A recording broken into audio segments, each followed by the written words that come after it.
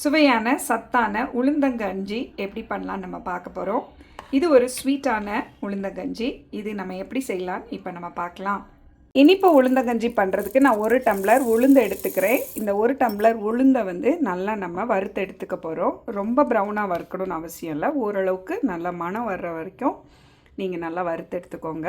வறுத்த உளுந்து ஆறுற டைமில் நான் 1/2 டம்ளர் அரிசி எடுத்துருக்கிறேன். அதாவது இந்த டம்ளருக்கு நான் 1 டம்ளர் உளுந்து எடுத்தேன். அதே டம்ளரில் 1/2 டம்ளர் அரிசி எடுத்துருக்கிறேன். இதையும் நம்ம வறுத்து எடுத்துக்கலாம். அரிசியும் நமக்கு ரொம்ப ப்ரௌன் ஆகணும்னு அவசியம் இல்லை. கரெக்டாக பொரிஞ்ச உடனே நம்ம எடுத்துடலாம்.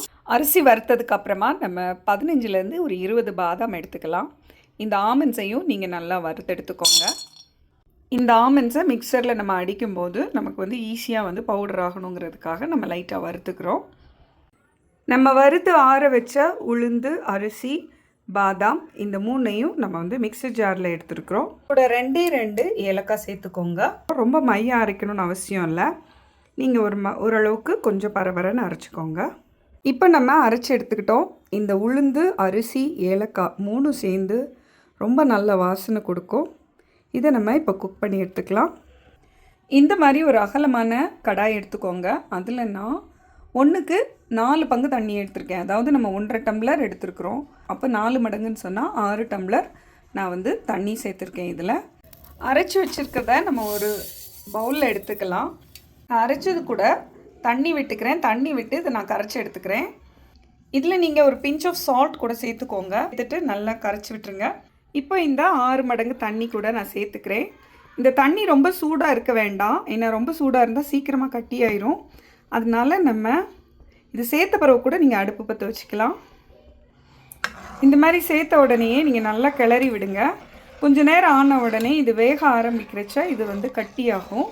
நீங்கள் டைரெக்டாகவும் நீங்கள் தண்ணியிலே சேர்க்கலாம்.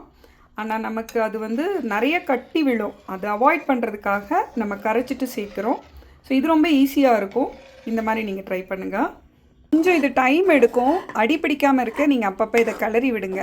சிம்மர்லேயே வச்சு நீங்கள் நல்லா நிதானமாக குக் பண்ணிங்கன்னு சொன்னால் ஈவனாக உங்களுக்கு அப்படியே கட்டியாகும். இந்த மாதிரி நமக்கு பபிள் வரும்போது இது நல்லா வெந்துருச்சு அப்படிங்கிறதுக்கு நமக்கு ஒரு சைனு. ஸோ நமக்கு நல்ல ஒரு செமி சாலிடாக கஞ்சி பதத்தில் நல்லா வெந்து வந்துருச்சு.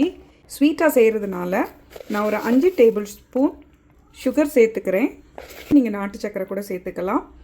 நம்ம மைல்டாக இதில் சுகர் சேர்த்துக்கப்போ ரொம்ப நல்லாயிருக்கும். ரொம்ப ஸ்வீட்டிஷாக இருந்தால் இது நல்லா இருக்காது. ஸோ நீங்கள் மைல்டாக சேர்த்துக்கோங்க. நல்லா சுகரையும் அப்படியே நீங்கள் கரைச்சி விட்டுருங்க. இது ஆப்ஷனல் தான். உங்களுக்கு வேணும்னா நீங்கள் சேர்த்துக்கோங்க. நான் ஃப்ரெஷ்ஷாக துருவின தேங்காய் சேர்த்துருக்குறேன். ஒரு கை போல் நீங்கள் துருவின தேங்காய் சேர்த்துக்கிட்டா இது ரொம்பவே டேஸ்ட்டாக இருக்கும். ரொம்பவே சத்தானதும் கூட. ப்ரோட்டீன் ரிச்சான இந்த உளுந்தங்கஞ்சை நீங்களும் உங்கள் வீட்டில் ட்ரை பண்ணி பாருங்கள். எப்படி வந்ததுன்னு கமெண்ட் பண்ணுங்கள். தேங்க்யூ ஃபார் வாட்சிங்.